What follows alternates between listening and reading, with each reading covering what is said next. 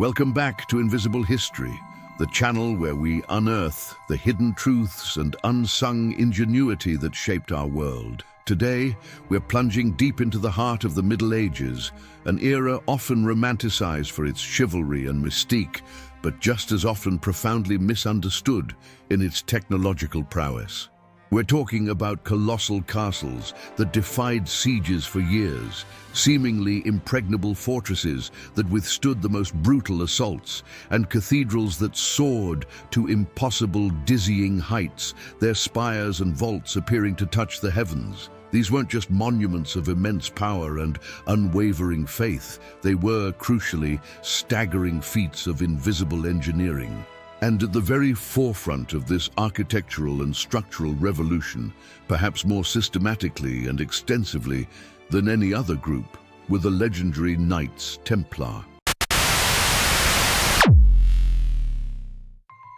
When most people picture the Templars, they conjure images of Crusader knights in distinctive white mantles, adorned with bold red crosses, formidable warriors on horseback, fierce protectors of pilgrims, and guardians of unimaginable wealth. Their story is often shrouded in layers of myth and arcane legend, filled with tales of mystical relics, secret rituals, and a dramatic, sudden downfall.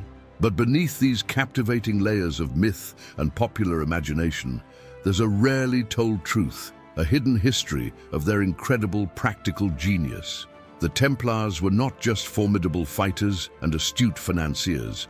They were also groundbreaking engineers and master builders whose expertise profoundly shaped the very physical landscape of the medieval world. They possessed a sophisticated understanding, not just of how to wage war on a massive scale, commanding armies and executing complex military strategies, but crucially, how to construct the fortresses that held the line against overwhelming odds, and how to raise the sacred spaces that inspired profound awe and devotion in the masses.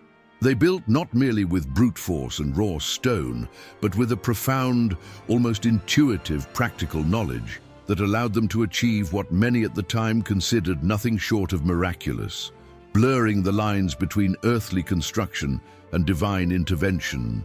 In an age when most feudal armies consisted of scattered, relatively unorganized forces, relying heavily on local lords and their limited resources, and many rulers struggled significantly with even basic, large-scale construction projects that often took generations to complete, the Templars operated with an astonishing level of organization, centralized resources, and unparalleled technical prowess. This was their profound, almost hidden invisible advantage, setting them apart from nearly every other power of their era. Their vast, interconnected network, spanning from the furthest reaches of Western Europe across the Mediterranean Sea, all the way to the Holy Land, modern-day Israel, Palestine, Syria, and Lebanon, wasn't just a conduit for moving money, men, or spiritual influence. It was, perhaps most significantly, a vital pipeline for the free and rapid exchange of cutting-edge knowledge, information on advanced building techniques, innovative materials, sophisticated defensive strategies, and even detailed architectural blueprints flowed constantly and freely within their tightly knit order, often adapting and refining concepts learned from their encounters with advanced Byzantine and Islamic civilizations, cultures far ahead of the West in many engineering fields. While others in the West struggled to build simple, often vulnerable Motte and Bailey keeps, essentially wooden towers on earthen mounds, the Templars were simultaneously erecting multi-layered, highly sophisticated concentric fortresses, designing complex defensive systems that anticipated future siege tactics with remarkable foresight, and even pioneering elements of the nascent Gothic architectural style long before it became widespread.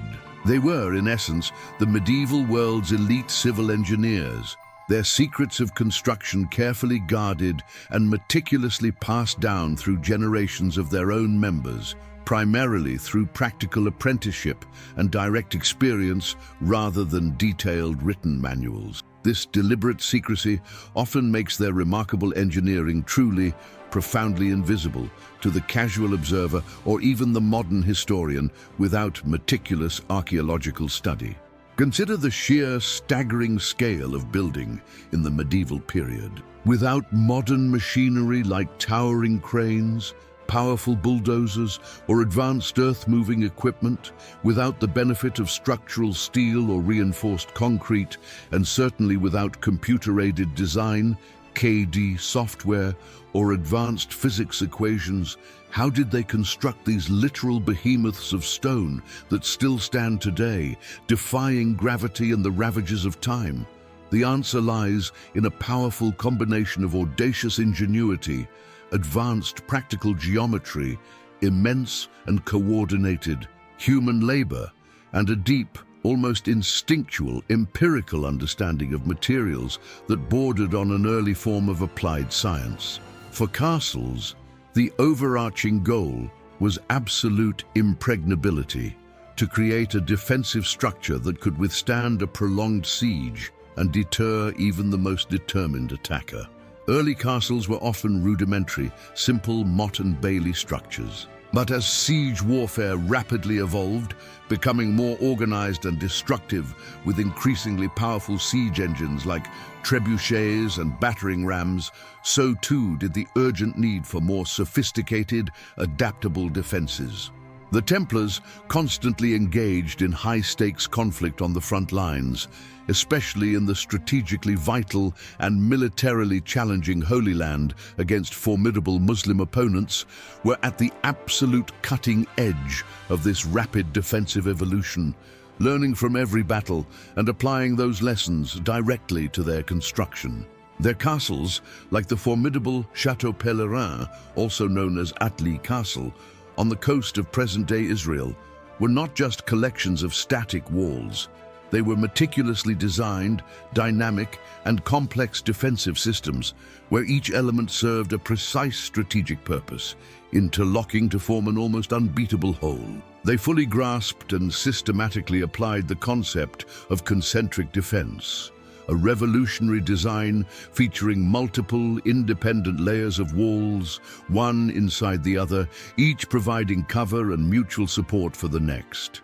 This meant that even if an outer wall was bravely breached by an enemy, attackers would immediately face another, equally formidable and often taller barrier behind it, trapping them in a deadly kill zone.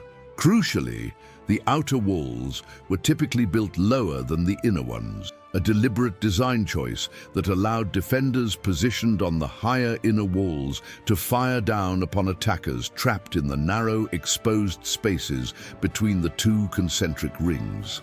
This layered approach maximized defensive fire, created devastating kill zones for invading forces, and significantly prolonged sieges by exhausting and demoralizing the enemy. It was a tactical philosophy translated directly and brilliantly into stone, a powerful fusion of military strategy and structural design that proved incredibly effective. But their mastery extended far beyond mere layering of walls. The Templars were undisputed masters of masonry, the art and science of building with stone.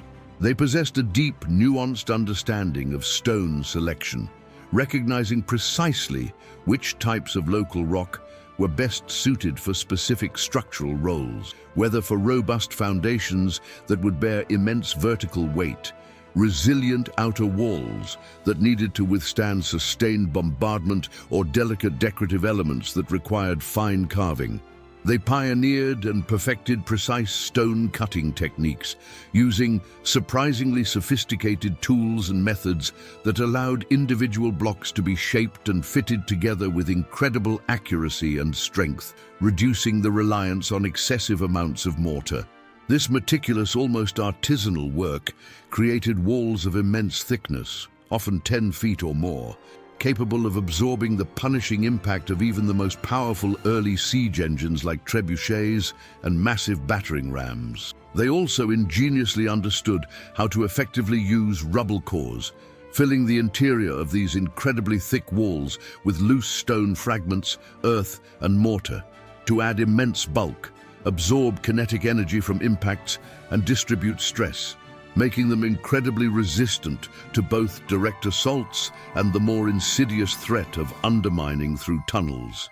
This practical, almost intuitive understanding of material science, combined with meticulous craftsmanship, was their secret weapon, giving their fortresses unparalleled resilience and longevity.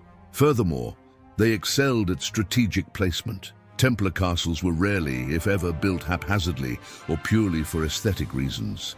They were meticulously located at vital crossroads, on commanding high ground, overlooking critical mountain passes, along coastlines to control crucial sea lanes and prevent naval landings, or at strategic points along pilgrim routes, serving as havens and supply depots. They understood the topography of the land like no other builders of their era. They didn't just build on the land, they built with it, ingeniously incorporating natural features like sheer cliffs, raging rivers, deep ravines, and imposing hills directly into their defensive plans, turning the very landscape itself into an unassailable ally. For instance, Crac de Chevalier, widely considered one of the finest Crusader castles and a UNESCO World Heritage Site, though not solely a Templar property, showcases many of these advanced principles and was certainly heavily influenced by Templar and Crusader-era engineering practices. Its commanding position on a ridge, its immense dry moats carved from solid rock, and its multiple, perfectly integrated layers of defense made it one of the most formidable and beautiful castles ever built, a true testament to strategic genius combined with unparalleled construction capabilities. Their choice of site was as vital as the stone they laid.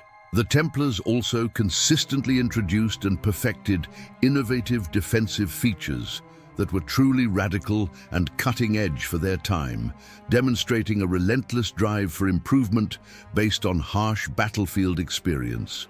They systematically integrated barbicans, highly fortified gatehouses with multiple overlapping layers of active defense, turning a simple entrance into a gauntlet of death. These sophisticated entrance complexes typically included multiple sets of portcullises, heavy, vertically dropping grills of wood or iron, numerous murder holes, openings in the ceiling through which defenders could drop stones, boiling liquids, or other lethal projectiles directly onto attackers trapped below, and strategically placed arrow slits and early gun loops for the nascent firearms, effectively transforming the entrance itself into a deadly killing zone for any attacking force, foolish enough to attempt a direct assault. They also widely adopted and perfected machicolations, projecting stone structures at the very top of walls with openings in the floor through which defenders could drop stones, boiling oil, or other projectiles directly onto attackers at the immediate base of the wall. This ingenious design eliminated the need for fragile and easily combustible wooden hoardings used in earlier castles, making their stone fortifications far more resistant to fire and direct assault. These were not minor additions or simple upgrades. They were systematic, sophisticated improvements that fundamentally transformed a simple defensive wall into a dynamic, active, and highly resistant barrier, forcing attackers to adapt or face devastating losses. Beyond their formidable military architecture, the Templars were also profoundly involved in the construction, renovation, and patronage of significant religious buildings, including grand cathedrals, sprawling monastic complexes, and numerous parish churches, especially in areas where their influence was strong or where they served as spiritual and temporal administrators. While the awe-inspiring Gothic cathedrals of Europe are usually attributed to the genius of bishops, highly skilled master masons, and powerful local guilds, the Templars often provided crucial financial backing, unparalleled logistical expertise, and sometimes even direct architectural input, particularly in the Holy Land, where they integrated and adapted local construction techniques into their designs, creating a unique Crusader Gothic blend. Their immense wealth, generated from vast land holdings across Europe, extensive banking operations, and generous donations from across Christendom, was unparalleled, allowing them to fund massive long-term construction projects that others could only dream of, effectively serving as the venture capitalists of medieval building. In cathedral building, the engineering challenge was entirely different but equally immense. How to build impossibly taller, lighter structures with vast open interior spaces and soaring, light-filled windows, seemingly defying the very laws of gravity. This was the pivotal era of Gothic architecture, a revolutionary style driven by a series of groundbreaking engineering principles. The Templars, through their extensive travels, vast network, and unparalleled access to cutting-edge knowledge from both East and West, would have been intimately familiar with these advanced techniques.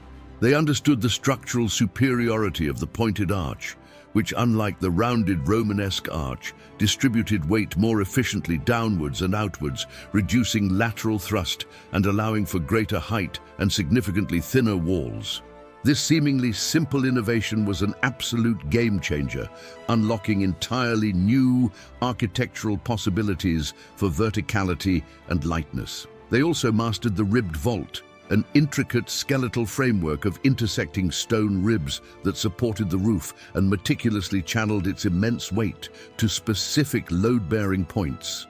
This revolutionary design freed up the spaces between the ribs, allowing for much lighter, non-structural infill like thin stone panels, and crucially, creating vast expanses for enormous, breathtakingly beautiful stained glass windows. But the true unsung hero of Gothic cathedrals, the ingenious solution that makes the walls seem impossibly thin and perforated with light, is the flying buttress. These elegant external arches, extending from the exterior walls to strategic piers, acted as precisely calibrated external braces, counteracting the powerful outward thrust of the high vaults and the weight of the roof. This allowed the walls themselves to be significantly thinner and pierced with vast, luminous stained glass windows, transforming the interior into an ethereal, light-filled space.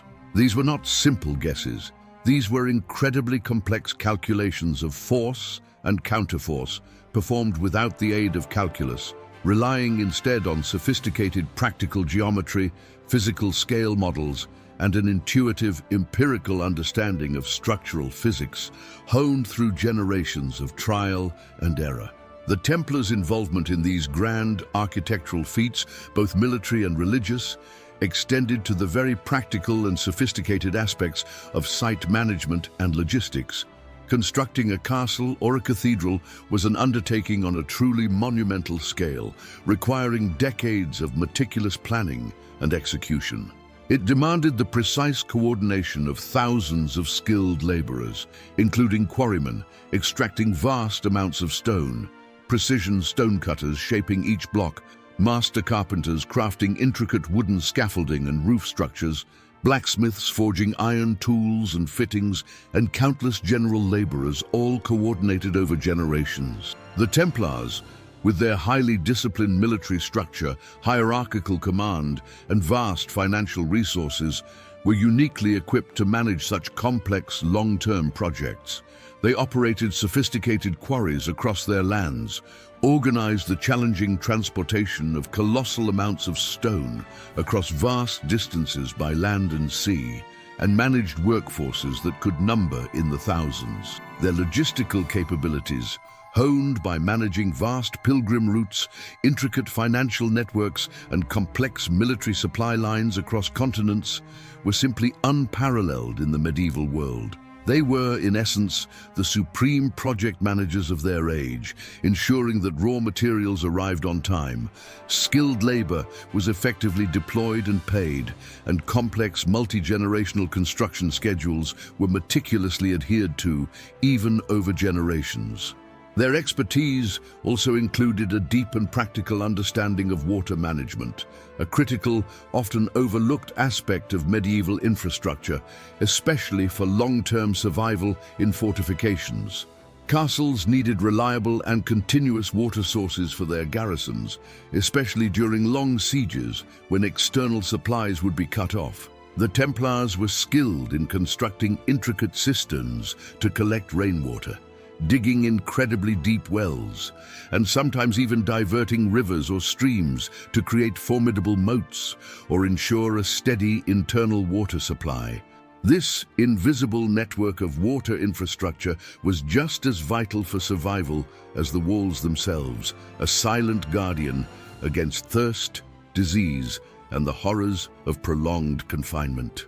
In their cathedrals and monastic complexes, they incorporated sophisticated drainage systems to protect crucial foundations from water damage and dampness, a seemingly minor detail that was absolutely crucial for the structural integrity and longevity of massive structures designed to stand for 1,000 years. This was an engineering feat often overlooked in the grand designs.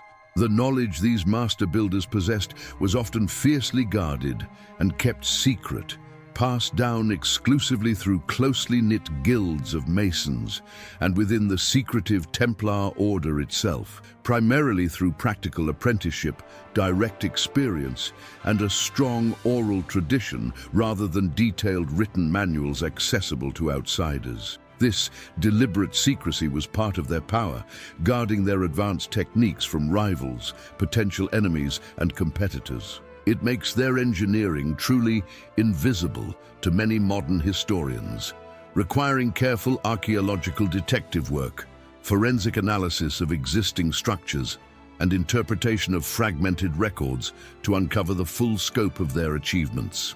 But their profound impact is undeniable. The enduring strength and strategic genius of their Crusader castles and the breathtaking beauty and structural audacity of the Gothic cathedrals they funded and influenced stand as silent, monumental testaments to their unparalleled mastery. Their architectural legacy extends far beyond mere survival and defensive innovation. The Templars, especially through their sustained presence in the Holy Land and their extensive interactions with diverse cultures, served as a crucial conduit for the exchange of ideas between the Christian West and the sophisticated Byzantine and Islamic civilizations. They encountered and absorbed advanced architectural techniques, such as the refined use of complex arches, elaborate vaulted structures, and sophisticated water management systems, some of which subtly but significantly influenced their own designs back in Europe. This cross-cultural pollination, often overlooked in traditional historical narratives, was another vital layer of their invisible engineering. The seamless integration and adaptation of superior knowledge from diverse sources into a cohesive, highly effective, and pioneering building practice. Their vast global reach and pragmatic results-oriented approach made them unparalleled in their ability to absorb and apply the best practices of their time, wherever those practices originated, creating a unique synthesis of architectural wisdom. Ultimately, the dramatic and sudden fall of the Knights Templar in the early 14th century, driven by political jealousy, immense royal debt, and insatiable greed rather than any proven heresy, led to the dispersal of their vast wealth and perhaps some of their truly unique architectural knowledge. Their secrets were not lost entirely, but absorbed into general building practices or taken up by other military orders and established Masonic guilds across Europe. However, their contribution remains undeniable. From the impregnable double walls and intricate gatehouses of their Crusader fortresses to the foundational elements and advanced structural principles that underpinned the soaring Gothic cathedrals, the Templars left an indelible and often unseen mark on the medieval landscape. They were not just fierce warriors or powerful bankers. They were visionary builders, logistical geniuses, and pioneers of a sophisticated yet largely unrecorded engineering tradition that deserves far more recognition. Their enduring legacy reminds us that history is not just about grand battles and powerful kings, but about the practical genius and innovative spirit of those who quietly built the very world around them, brick by painstaking brick. The next time you gaze upon the formidable, age-old walls of a medieval castle or marvel at the soaring, light-filled grandeur of a Gothic cathedral, remember the invisible engineers of the past, and among them, the disciplined, ingenious Knights Templar, whose hidden knowledge and tireless efforts shaped the very foundations of civilization, leaving behind a monumental legacy that continues to inspire awe and wonder to this very day. If this deep dive into the hidden engineering of the Templars fascinated you, make sure to hit that like button. Subscribing to Invisible History means you'll never miss another untold story like this one. And tell us in the comments below, what other historical secrets do you want us to unearth? We're always listening.